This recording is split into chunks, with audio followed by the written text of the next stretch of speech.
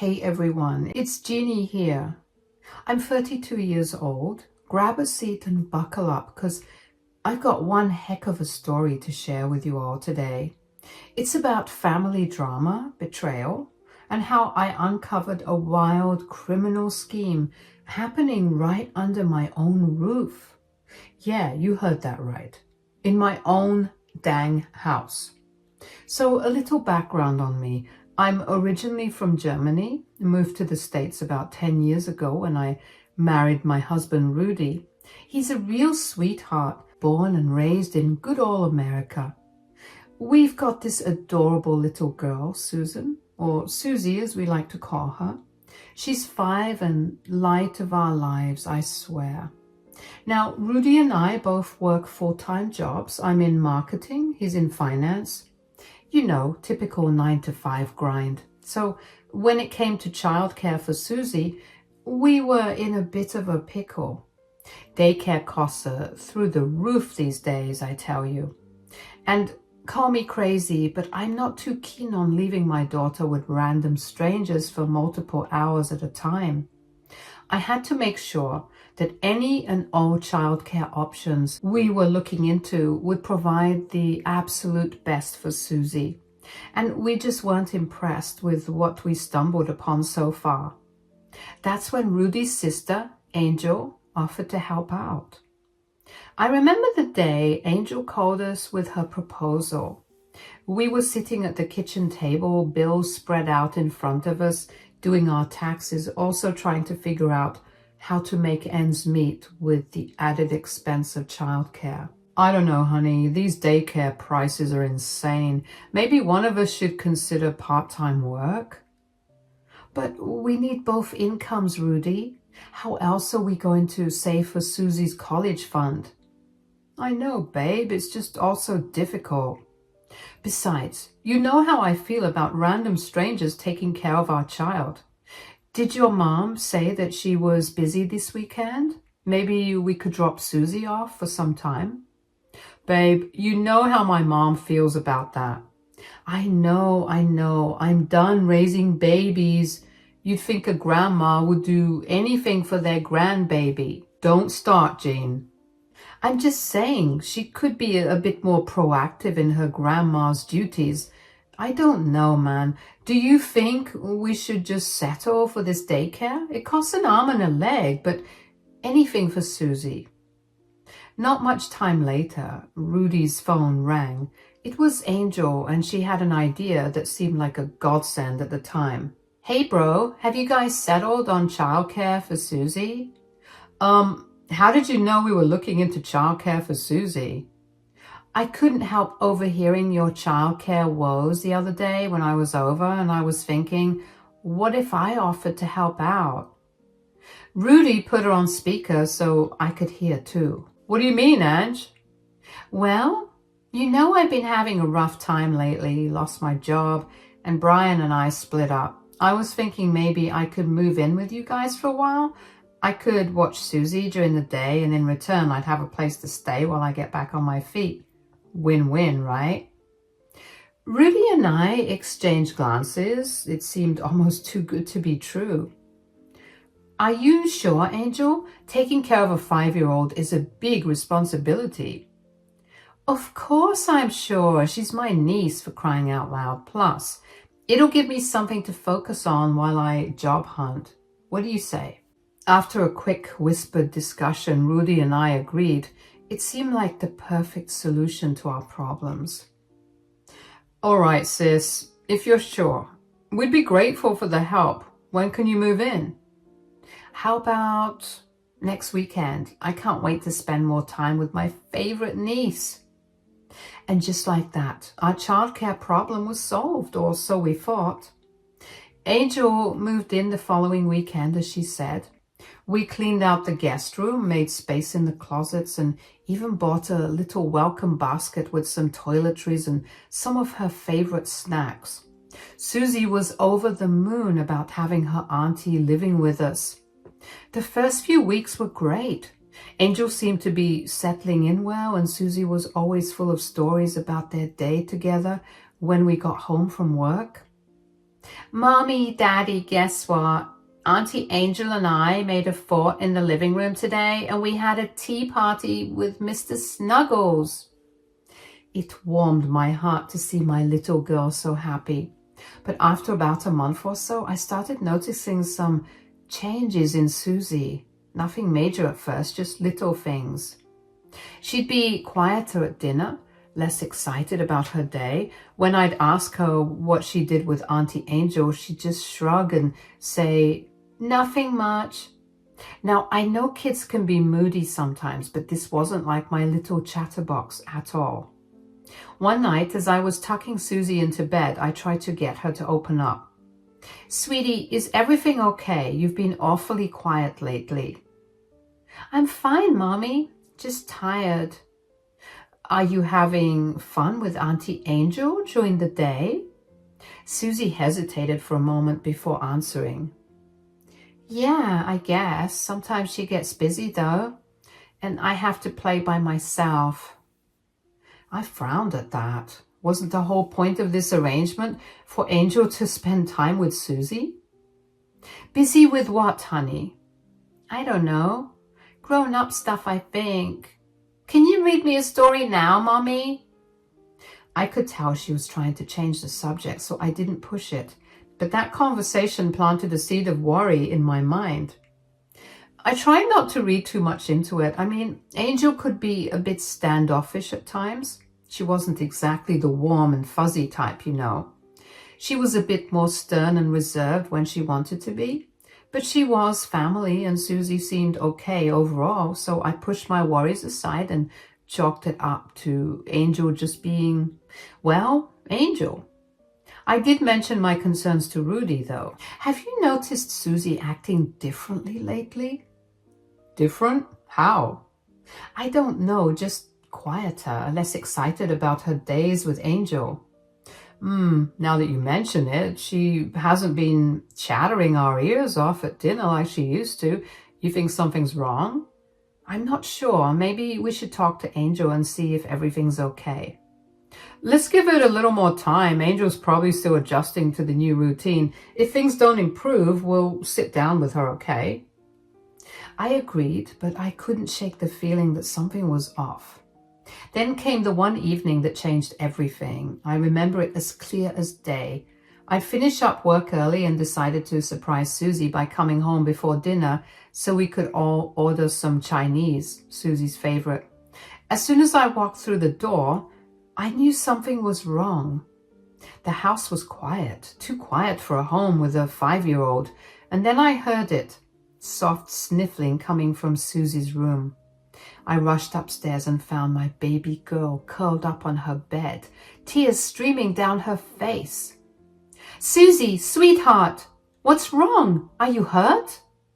I scooped her up in my arms, my heart pounding. She clung to me like a little koala, her whole body shaking. "Mommy, please, please don't let Auntie Angel open the door for the scary man anymore." My blood ran cold. "Scary man? What scary man?" "What scary man, baby? Can you tell Mommy what happened?" "The big man who comes to see Auntie Angel. He's so scary, Mommy. He talks funny and gives Auntie lots of money in a bag." I felt like I'd been punched in the gut. A strange man coming to my house, giving Angel money in front of my daughter? Oh, hell no. "Susie, honey, I need you to tell me everything about this man and what happens when he comes over. Can you do that for Mommy?" And boy, did she spill the beans. Turns out this wasn't a one-time thing. According to Susie, this scary man had been coming over regularly for weeks now. He'd show up. Angel would let him in, even though we had a strict no visitors policy during babysitting hours. They'd have hushed conversations in the living room. "They always whisper, Mommy, and sometimes Auntie tells me to go play in my room and not come out until she says so." "How often does this man come over, sweetie?" "I don't know, a lot. Maybe 2 or 3 times a week." "And what does he look like, this scary man?" "He's really big, Mommy. bigger than Daddy, and he has a funny way of talking, like the man in that movie we watched. I realized she was referring to a Russian character in a film we'd seen recently. Great. So not only was a strange man coming to our house regularly, but he was potentially foreign too. This was getting worse by the minute. Does Auntie Angel seem scared of this man, Susie? Susie shook her head. No, but she gets really nervous when he's here. She keeps looking out the window and stuff. Where is she now? Why isn't she tidying up? Well, I don't know. She yelled at me and told me to stay in my room till you came home. Has she sent you to your room like this before? Well, yes, sometimes, especially when I ask her not to bring that scary man around. She told me that he'd do bad things to me if I told, so I didn't tell. I'm so scared, Mommy. The more Susie told me, the angrier I got. Not only was Angel breaking our rules and being abusive towards my daughter, but she was exposing my daughter to God knows what kind of shady business. And the money exchanges? That set off all kinds of alarm bells in my head. Susie, you've been so brave telling me all this. I promise you, Mommy's going to take care of everything. Okay, you don't have to be scared anymore. You promise the scary man won't come back? I promise you won't ever see that man again, baby. Now, how about we go downstairs and make some hot chocolate? Would you like that? Susie nodded, a small smile finally breaking through her tears. As we headed to the kitchen, my mind was racing. I knew I had to get to the bottom of this, but I couldn't confront Angel outright. If something illegal was going on, I needed proof. That's when I hatched my plan. I, of course, had to tell Rudy what was going on, so I decided I would do just that after tucking in Susie for the night. My little tyke had been tuckered out, no doubt, from all the stuff that was going on with her awful aunt, so I made her a quick meal, read her story, and put her to bed. Around the time I'd be coming back home, Angel had arrived, no doubt seeing my car in the driveway. She looked sheepish when I confronted her. What are you doing outside and not supervising my daughter? Oh, Jeanie, I didn't know you'd be home so soon. Yeah, I finished up early today and was surprised to find no adult in the house. What's up with that, sis? Oh, it was nothing really. Mrs. Clemens asked me for some help with her garden next door, and since I was just next door, I didn't see an issue with it. Really? Should I ask Mrs. Clemens? What? You don't believe me?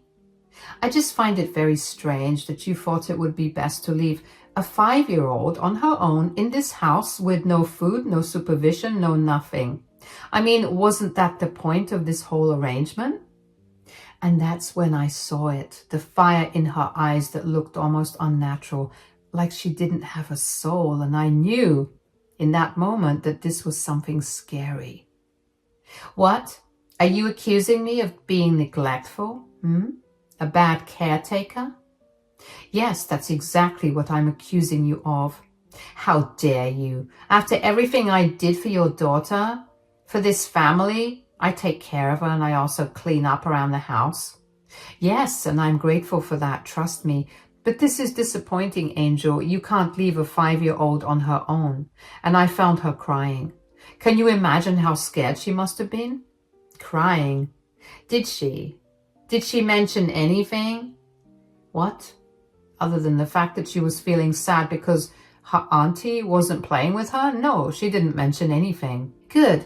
I mean, okay. See, it isn't that big of a deal. My mom used to leave me alone at a much younger age for much longer, so please don't worry, okay? And please don't tell Rudy about this. He'll flip. Just let me handle it, okay? I won't do it again. You were gone for 2 hours, Angel. I said I won't do it again, all right? Jeez, hang me on the cross, why don't you? The more that the day unfolded, the more uneasy I felt. This lady was crumbling, but she was like a fly, couldn't make any sudden movements or else she'd jump. And I was inclined to handle this as best I could, which is why I tried to act oblivious, about the scary man. Things were obviously awkward that night. I couldn't even sit to eat dinner with her as we waited for Rudy. Sensing the tension, she decided to hit the hay early. Good. I was left to my thoughts to think about what exactly could be going on. So I waited for Rudy, and when he finally got home, I told him everything. We need to talk. What's wrong? What happened? It's Susie. What's going on? She okay? She's fine, but I just found out something serious. Remember how I mentioned Susie was acting strange lately? Yeah, what about it? Well, I came home early today and found Susie crying. She told me about a scary man who's been coming to the house regularly, and Angel wasn't in the house. What? A strange man in our house with our daughter? And what do you mean Angel wasn't in the house? It gets worse. Apparently this man gives Angel money in bags. They have sneaky conversations, and Angel makes Susie go to her room when he's here, sometimes threatening to, I guess, let him out on her if she misbehaves. Whatever the hell that means. I'm calling the police right now. We need to confront Angel. Wait, Rudy, we need to think this through. If we confront Angel or call the police now, we might spook her and this man. We don't know what we're dealing with here. But Jeanie, our daughter, I know, I'm worried sick too. I talked to her today about leaving the house and Susie unattended, and she looked like she was ready to flip. We can't just spook her like that. We don't know what's going on, but I have a plan. I've ordered a nanny cam while I was waiting for you, and I'm going to set it up tomorrow when they're out in the morning and monitor right from here. We need evidence before we do anything. You're right. We can't just rush into this, so what do we do now? For now, we act normal. You go to work tomorrow as usual. I'll set up the camera and monitor the situation. The moment something happens, I'll call you and the police. I don't like leaving you and Susie alone with this going on. I know, but we can't tip them off. I promise I'll be careful, and I'll call you the second anything happens. Okay, I'll go to work, but I'll be on standby. You handle things here, but please, Jeanie, don't take any risks. Don't try and be a hero. Call me immediately if you need me. Do you hear me? I will, I promise. We'll get through this, Rudy. We just need to be smart about it. All right, I trust you. Just be safe, okay? We will be. Now, let's try to get some sleep. Tomorrow's going to be a long day. The next day, after barely sleeping the night before, I saw my husband off to work, greeted Angel and Susie in the morning as normally as I could, and called in sick to work since I had some sleuthing to do. Angel and Susie left for the park as per their usual morning routine, and that's when I sprang into action. I drove my car a couple of blocks down where there was a car park and walked back up the block to set everything up. I'd ordered a nanny cam online the night before, opting for same-day delivery. It wasn't fancy, just a small camera that could be hidden in plain sight. As I set it up in the living room, carefully positioning it on the bookshelf to capture the main seating area, I couldn't help but feel a pang of guilt. This was a massive invasion of privacy, and part of me felt terrible for spying on my family. But then I remembered Susie's tear-stained face, and my resolve hardened. If Angel was up to no good, I was going to find out. I spent the rest of the day on pins and needles, checking the camera feed on my phone every 5 minutes. Around 2 p.m., bingo, movement in the living room. Angel came into view, looking around nervously. She went to the window, peeked out, then hurried to the front door before telling Susie to go to her room. They'd long since been back from their morning walk, had their breakfast and lunch, and were just having some quiet time. Things were looking normal, and I was starting to feel crazy. But this time, things were heating up. When Angel told Susie to go to her room, I could see it all. My scared little girl practically bolted, being all too familiar with what was going on. I decided it was best for her to stay in her room for now. Well, this all went down, and watched Angel like a hawk, and that's when I saw him, the scary man in the flesh. He was big, built like a brick house, with this intense look on his face that gave me the creeps even through the camera. As soon as he stepped inside, I could see why Susie found him scary. Heck, I found him scary. Kenneth, you're late. I was getting worried. Relax, Devochka. I had to shake some heat. You got the package? His accent was thick. Russian? Definitely. They moved to the couch, speaking in hushed tones. I cranked up the volume on my phone, straining to hear. Yeah, it's all here. But listen, Ken, I don't know if I can keep doing this. My brother and his wife are clueless, da. And they will stay that way if you know what's good for you. Now, let's see the goods. I watched in horror as Angel pulled out a stack of envelopes from under the couch cushion. Kenneth rifled through them, nodding approvingly. Then he reached into his jacket and pulled out a thick envelope of his own. Your cut. Same as always. Don't get greedy. Understand? Angel nodded, taking the envelope. My stomach churned as I realized Susie had been right about the money exchange too. Whatever was going on here, it was definitely illegal. Next shipment comes in 3 days. Be ready. I don't know, Ken. Maybe we should cool it for a while. My niece has been asking questions. Kenneth's face darkened and he grabbed Angel's arm roughly. You getting cold feet on me, Angel? Remember our deal. You back out now, things get very unpleasant for you and your precious family. You're the one who wanted this, so don't get cold feet now. Understand? Angel nodded frantically, fear evident in her eyes. I understand. I'll be ready. Good girl. See? Not so hard to be smart.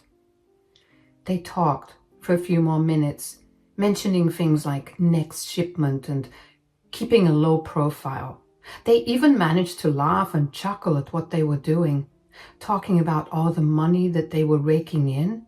At first, I felt bad for Angel, clearly being manipulated by this guy, but when I saw her laughing like that with him, I don't know, man, it made me think that she was just as bad as this awful man. Then, as quickly as he'd come, Kenneth was gone, leaving Angel alone in the living room clutching her envelope of cash. I'd seen enough. My hands were shaking as I called the police and then Rudy. I gave them both the rundown of what I'd seen and heard. The cops said they'd send someone over right away, and Rudy promised to meet me at home ASAP. Of course, I was checking in on my daughter throughout all of this. When the coast was clear, I moved her from her room to lock her in my room with me as we waited for Rudy and the police to show up. Angel, being the terrible caretaker she was running in and out of the house, seemingly dropping off her envelopes in different locations, never even bothering to check up on Susie the entire time. Meaning that there were probably many instances where Susie was all alone in the house, just like yesterday. I mean, can you imagine? The way she left things in a hurry like that? Like she was used to just darting in and out of the home, going on her various runs like some common thief. It was disgusting, and my heart was breaking every second with the realization that this lady didn't give a darn about her niece. She just kept digging her grave deeper and deeper, and my blood was boiling, just waiting for her to get her desserts. While I waited, I couldn't help but feel a mix of anger and heartbreak. Angel was family. We'd opened our home to her, trusted her with our most precious treasure, our daughter. And this was how she repaid us? By putting Susie in danger and using our house for her criminal activities? Oh, she was going to get an earful, all right. Rudy got home first, also parking his car in the same car park so that these fools wouldn't know that he was home. His face was a storm of emotions when I showed him the nanny cam footage. We barely had time to exchange words before we heard Angel's key in the lock. Showtime. As soon as she stepped through the door, Rudy and I pounced. What the hell is going on, Angel? Who's this Kenneth guy and why is he coming to our house? Angel's face went white as a sheet of paper. She tried to stammer out some excuse, but Rudy wasn't having it. Save it, sis. We know about the money, the packages. What are you mixed up in? What the hell happened? I don't know what you're talking about. Kenneth is just a friend who threatens you, who makes you hide packages in our home. Don't lie to us, Angel. We saw everything. Angel's eyes widened in panic. You saw? How? Does it matter? What matters is you've been running some kind of illegal operation out of our house with our daughter right here. And what's worse, you've been leaving her here alone in this house, just like yesterday. I can explain. Just then, as if on cue, Kenneth showed up at the door. Talk about bad timing, buddy. Angel, we have a He froze when he saw Rudy and me. For a split second, nobody moved. Then all hell broke loose. Kenneth tried to bolt, but Rudy was on him like white on rice. They grappled in the doorway while I yelled at Angel, demanding answers. It was total chaos. What have you gotten us into, Angel? Do you have any idea how much danger you put Susie in? I'm sorry, I didn't mean for it to go this far. Ken said it would just be a one-time thing, but then... a little help here. I grabbed the nearest object, a vase from the side table, and swung it at Kenneth's head. It connected with a satisfying thunk, causing him to stumble. Rudy used the opportunity to get him in a headlock. And that's when we heard the sirens. The cavalry had arrived. Right on time. Unfortunately, though, Rudy's grip loosened and Kenneth managed to run off, escaping while clutching his head. I didn't hit hard enough, it seems, and to this day, I regret not shattering the vase on his head completely. The next few hours were a blur of police statements, evidence collection, and trying to keep Susie calm, and none the wiser through it all. Angel was arrested on the spot, but Kenneth, the slippery bastard that he was, managed to disappear into the night like I mentioned. The cops put out an APB, but something told me this wasn't Kenneth's first rodeo. As the dust settled and the cops finished up, one of the detectives filled us in on what they'd uncovered so far. Turns out, Angel and Kenneth were part of a pretty sophisticated credit card fraud ring. They'd been using our address to receive stolen goods and as a cover for their operations. The envelopes I'd seen, full of stolen credit card info and fake IDs. Mrs. Weber, Mr. Weber, I want to commend you both for your quick thinking. Your evidence has given us a significant lead on a case that we've been working on for months. Months? You mean this has been going on for that long? I'm afraid so. This particular ring has been operating across several states. Your sister-in-law's involvement seems to be relatively recent, but the main players have been at it for quite some time. And Kenneth, the man who got away? Kenneth Volkov, he's been on our radar for a while now. Ex-military, suspected ties to organized crime back in Russia. He's a slippery one, but we'll get him soon enough. I felt sick to my stomach. All this time, right under our noses, and poor Susie, exposed to these criminals day in, day out. The betrayal cut deep, let me tell you. What's going to happen to Angel? Well, Mom, she'll be facing some serious charges, credit card fraud, conspiracy, possibly even child endangerment, given that your daughter was present during these illegal activities. Rudy ran his hands through his hair, looking utterly defeated. I just can't believe it. My own sister. I put my arm around him, trying to offer some comfort. We'll get through this, honey, together. I know this is a lot to process. We'll need you both to come down to the station tomorrow morning to give formal statements. For now, try to get some rest and take care of that baby. We'll have an officer posted outside your house tonight just in case Kenneth tries to come back. As the detective left, Rudy and I sat in stunned silence for a moment. Then, as if remembering suddenly, we both rushed upstairs to check on Susie. She was asleep in our bed, thank goodness, clutching her favorite stuffed animal tightly. What are we going to tell her, Rudy? The truth, I guess, as much as she can understand anyway. God, how did these things get so messed up? We spent most of the night talking, trying to wrap our heads around everything that had happened. By morning, we were exhausted, but determined. We had to be strong, for Susie's sake. Over breakfast, we tried to explain things to her as gently as we could. Sweetie, you remember how you told Mommy about the scary man who came to see Auntie Angel? Susie nodded, her little face scrunching up with worry. Is he gone? You promised he wouldn't come back. He's gone, Pumpkin, and he won't be coming back. But Auntie Angel, she did some bad things and now she has to go away for a while. Bad things? Like when I drew on the walls and had to sit in time out? I couldn't help but smile a little at her innocent comparison. A bit worse than that, honey, but the important thing is that you're safe now. Mommy and Daddy are so proud of you for telling us about the scary man. Susie seemed to consider this for a moment. Is Auntie Angel in time out too? Something like that, sweetheart.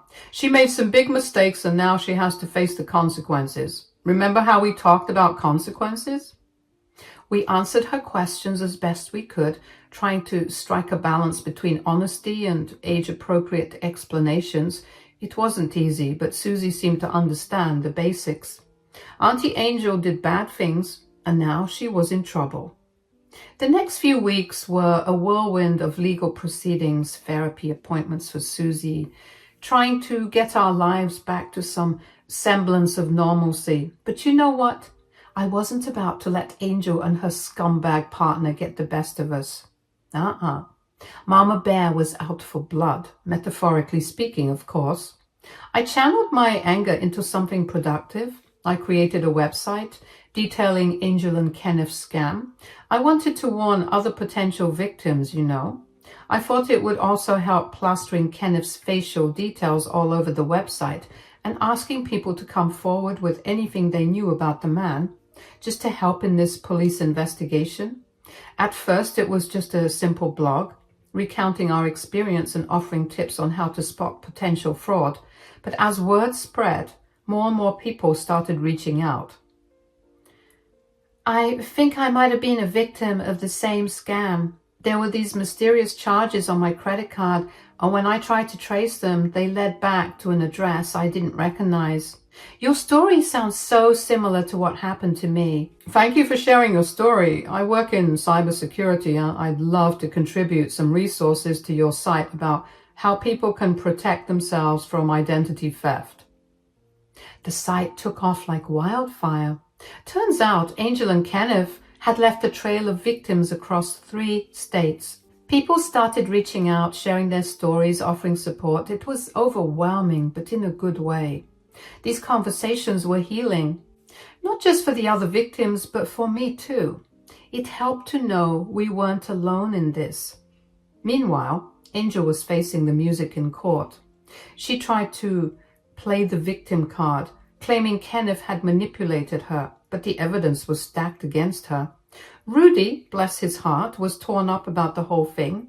He tried to visit her in jail, but she refused to see him, said she was too angry at us for ruining her life. Can you believe the nerve? Rudy came home from his attempted jail visit looking defeated. She wouldn't even see me, Jeanie, my own sister. Oh, honey, I'm so sorry, but remember, this isn't your fault. Angel made her own choices. I know. It's just, I keep wondering if there was something I could have done, if I had noticed something earlier. We can't think like that. We did everything we could. Now we just have to focus on moving forward. Kenneth, that slimy weasel, was still in the wind. Word on the street was he'd skipped the country, but there was an active warrant out for his arrest. Part of me hoped he'd try to come back someday so I could see him get what was coming to him. As for Susie, well, that was the toughest part. Our little girl had been through so much. We decided I'd take some time off work to be there for her full time. We took the therapist's advice to heart, working hard to create a stable, loving environment for Susie. Slowly but surely, we started to see improvements. It wasn't easy rebuilding our lives after all that. But you know what? We came out stronger for it. Rudy and I were closer than ever, tag teaming this parenting gig like champs. Susie slowly but surely started to come out of her shell again, giggling, chattering away like she used to. Looking back now, I can hardly believe it all happened. It's like something out of a crime novel, you know? But it did happen and we survived it. More than that, we turned it into something positive. That website I started, it's now a full-fledged non-profit helping victims of fraud and identity theft. So yeah, that's my wild story. From unsuspecting housewife to amateur detective to community activist. Life's funny like that sometimes, throwing you curveballs when you least expect it. But hey, it's all about how you swing, right? As for Angel, she's still serving time. Rudy has tried visiting her, but she keeps rejecting his proposals. Part of me hopes she'll come around someday, realizing the hurt she caused, and try to make amends. But I'm not holding my breath. Some bridges once burned stay that way. Kenneth? Who knows? Sometimes I still look over my shoulder, half expecting to see his scary mug lurking around, but I'm not afraid anymore. If anything, I almost pity the fool. Living life on the run, always looking over your shoulder, that's no way to live. These days, our house is filled with laughter again. Susie's back to her bubbly self. Rudy's cracking his terrible dad jokes. And me? Well, I'm just grateful. Grateful for my family, for our safety, and for the strength we found in each other. That's all from me, folks. Thanks for listening to my crazy tale. Remember, keep your friends close, your family closer, and your nanny cams closer still. You never know when you might need them.